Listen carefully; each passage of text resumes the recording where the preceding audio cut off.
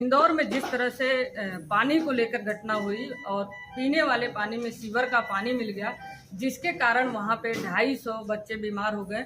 और ये घटना सिर्फ इंदौर की नहीं है, ये घटना कई जगह इस तरह की घटनाएं हो चुकी हैं जहां पर बच्चे गंदे पानी को पीकर बीमार हुए हैं। इसी के बारे में हम आज डॉक्टर राजीव सिंह से बात करेंगे, जो नारायण स्वरूप हॉस्पिटल के डायरेक्टर हैं, कि जिस तरह से इंदौर में 250 बच्चे बीमार हुए पानी पीकर, उसके क्या कारण थे। जी डॉक्टर साहब, स्वागत है आपका।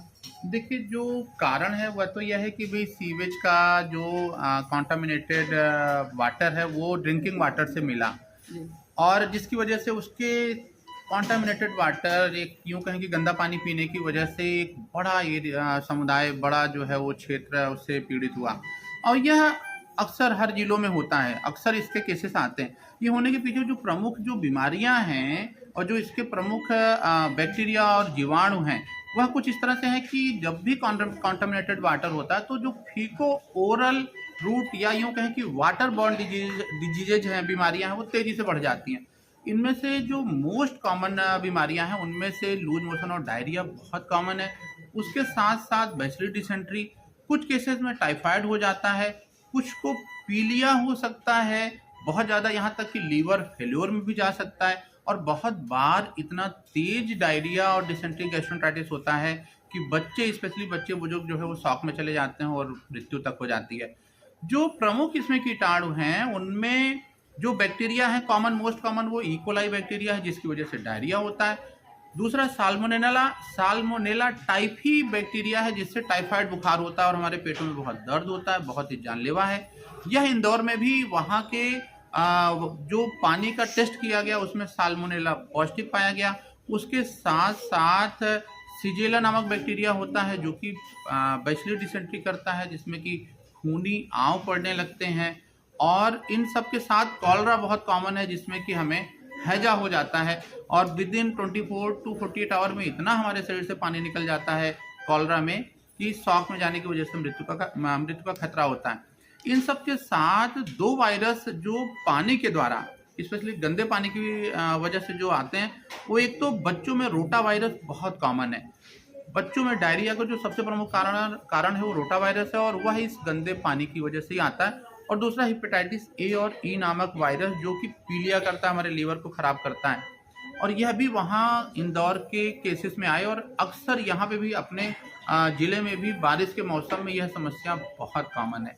इन सब के साथ साथ पैरासाइट में एंटमीबा हिस्टोलिटिका और जियार्डिया नामक पैरासाइट होते हैं, जो कि अमीबिक डिसेंट्री पेचिस करते हैं। तो यह तो प्रमुख वायरस, बैक्टीरिया और पैरासाइट हैं। और जो कारण था वह तो बिल्कुल क्लियर कट है कि ड्रिंकिंग वाटर में, पीने के पानी में अगर यदि सीवेज का कनेक्शन हो जाएगा तो यह घोर लापरवाही है। शुद्ध जल तो सबका अधिकार है।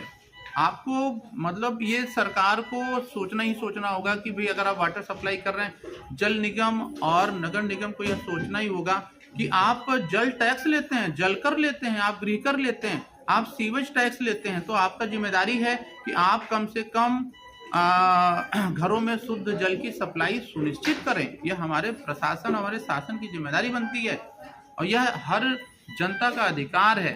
इसके साथ जो हमारे लिए सबसे महत्वपूर्ण है बचाव का, कि यदि हमारे नल में गंदा पानी आ रहा है तो आप उसे कम से कम 10 मिनट उबाल करके ही लें। गंदा पानी तत्काल उसकी शिकायत करें। पानी अगर पी रहे हैं तो आप एक तो उबाल के पानी पिएं, दूसरा उसे ढक करके रखें, तीसरा अपने हैंड को रेगुलर हैंड हाइजीन करें, पानी से अच्छे से साबुन से धो लें। इन सबके साथ भोजन भी पका। तो यह जो वाटर पॉल्यूशन की वजह से, जो कॉन्टामिनेटेड वाटर की वजह से ये बीमारियां हमारे जिलों में, हमारे एरिया में हो रही है, बहुत ही दुखद है।